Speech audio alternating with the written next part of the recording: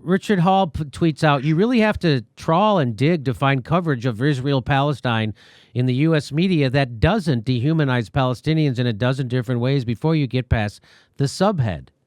So here's just an example. Palestinian health officials in Gaza Strip say 20 people, including 9 children, have been killed in fighting with Israel.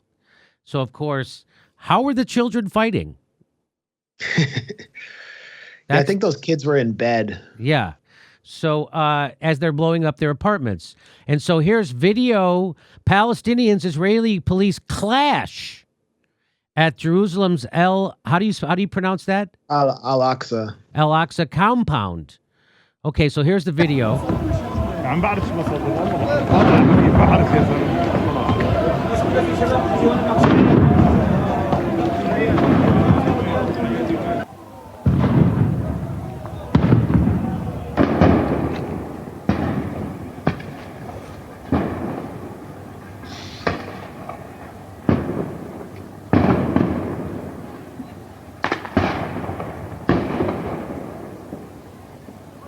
So now,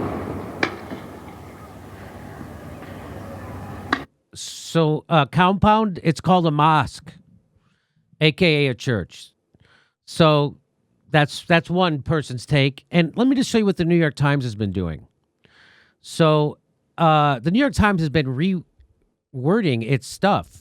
And this is, so they posted an article. It says, after raid on Aqsa Mosque, rockets from Gaza and Israeli airstrikes. Gaza officials say 20 people were killed in the airstrikes. The escalation followed clashes between the Israeli police and Palestinian protesters at the Al-Aqsa Mosque in Jerusalem. And so someone named Editing the Gray Lady has been following the New York Times. So they're changing the words. So this is how it was originally. The police entered the compound and Gaza militants fired rubber-tipped bullets. Anger was already building in response to rockets towards Jerusalem, and the looming expulsion of several Israeli police fought with Palestinian families from their homes, protesters in the city, and escalate. So do you see the stuff they're cutting out? So they're cutting this stuff out, and now they're going back to Gaza militants fired rockets toward Jerusalem, and the Israeli police fought with Palestinians, protesters so do you see what they're doing? So that's, and so this person says every day it's more and more painful that this account isn't satire. So that's really happening. This isn't satirical. That's really happening. And predictable, horrific edits, yet still shocking and disgusting. That's a feat. So were you aware of that? The New York Times is doing that, Max? And is that so shocking to you? Yeah, I remember in 2014, there was the Beach Massacre was one of the first massacres of the assault on Gaza. And basically, a bunch of young men were on the beach in the Gaza Strip, and they had set up a screen and some chairs to watch the World Cup.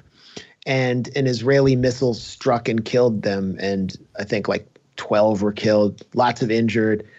And the New York Times headline was something like, an Israeli missile finds beachfront World Cup watch party. Like it found them. Like it got lost on it was like on a Birthright Israel trip, and it got lost and just found them. Like, can you guys help me get back to my hotel? Yeah. So I mean, there's a long tradition at the New York Times, and everything in mainstream U.S. media refers to stone throwing Palestinians and a nuclear-armed versus a nuclear-armed military rampaging through their holiest religious compound with sound bombs and tear gas as clashes. They don't really have another way of describing it. They're so afraid. I mean, there are two factors here that I see. Number one, there's a very powerful Israel media lobby that seeks to torment any journalist that takes on the issue of Palestine and promotes and advances even a remotely fair and balanced narrative on Israel-Palestine, like groups like Camera, for example. And that frightens a lot of mainstream people who want to advance in their careers. But then you just have this culture of this pro-Israel culture, particularly in the New York Times, where this might I don't know, shock some of your viewers to know, but the New York Times Jerusalem Bureau, actually, the bureau chief traditionally lives in a home that was seized from a very notable Palestinian family in the neighborhood of Kadamon in Jerusalem. They were ethnically cleansed in 1948. It's the home of Hassan Karmi, who was a BBC Arabic broadcaster before he was forced from his home.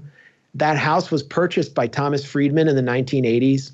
The family is unable to return because Israel passed a law in 1950 called the Absentee Property Act, which mandates that any Palestinian who left their home in 1948 cannot return, and the state gets to take the home. And who do they give it to?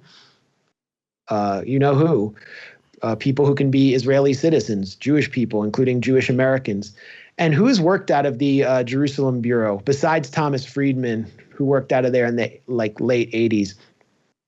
Ethan Bronner, he was the bureau chief for a long time, and he had a son who, while he was bureau chief, went into the Israeli army, into a combat division. And his assistant editor, Isabel Kirshner, also had a son in the Israeli army. And one of their fact checkers had a child in the Israeli army. So can you imagine, like, if the New York Times, first of all, they're working out of an ethnically cleansed Palestinian home in Jerusalem, and then they have children in the Israeli army. And this is considered totally acceptable within the culture of the New York Times. Can you imagine if one of them had a child, if there was a Palestinian, one of their assistants who had a child in a Palestinian armed faction, the scandal that that would cause and how they would be forced to resign? So there's a longstanding double standard at the New York Times. They're always approaching this crisis from the Israeli perspective. And in many cases, they are Israelis themselves who are writing the articles. And then you have, like, just look at who's allowed to write the op-eds at the New York Times. I mean, just the none of them. Why is there never like an Arab Muslim op-ed writer, like a regular columnist at the New York Times? It's like people like Nicholas Kristof, who has said, he explicitly said Palestinians should not be, we cannot support Palestinians throwing stones. He explicitly said that after attending a Palestinian protest. But here's a guy who supports every war the U.S. wants to wage to supposedly save a civilian population, who said that Libyans are greeting the U.S. with love after we destroyed their country, who called for U.S. airstrikes on Syria. He loves all those wars, but Palestinians aren't allowed to throw a single stone. That's the culture of the New York Times. It's the culture of the Washington Post. It's the culture of the LA Times. And there's just no exception within U.S. mainstream media. So look at this tweet. If you want to understand the CNN Middle East coverage, just know that Wolf Blitzer got his start as an intern at AIPAC, and Anderson Cooper worked at the CIA. So, and if you want to see Jake Tapper's coverage, it's beyond bizarre I understand you're going to do propaganda for Israel, but oh my God, could you at least try to hide it a little? But they don't. It's just unbelievably it's criminal what they're doing. So, have you ever seen Wolf Blitzer's debate with Norman Finkelstein? No, I haven't. When Wolf Blitzer was a researcher for AIPAC, he debated Finkelstein in a public forum, and he gets ripped to shreds. Finkelstein completely curb stomps him. But Blitzer's arguments about, why Israel should be able to do whatever he wants he makes Netanyahu look like a genius, like a sophisticated genius. So that's CNN's guy. He's just always on in the daytime. And then you have Jake Tapper, someone who just personally is very attached to Zionism and Israel, and he loves to attack women of color who are not. He's just obsessively attacking Ilhan Omar, Linda Sarsour, whoever, and calling them anti-Semites on Twitter. He just can't control himself. It's almost like this strange fetish, this fetishistic obsession. Palestinians are Semites, correct? You could say that. Well, I mean, what do you mean you could? Could you or couldn't you? I mean, I'm dumb. I don't know. They are a Semitic people. Palestinians in Bethlehem are also direct descendants of the apostles. They have a direct lineage to the original Christians of that area, and yet the Christians who support Israel, Christian Zionists, don't even regard them as Christians. So there are all these contradictions in how we see Palestinians.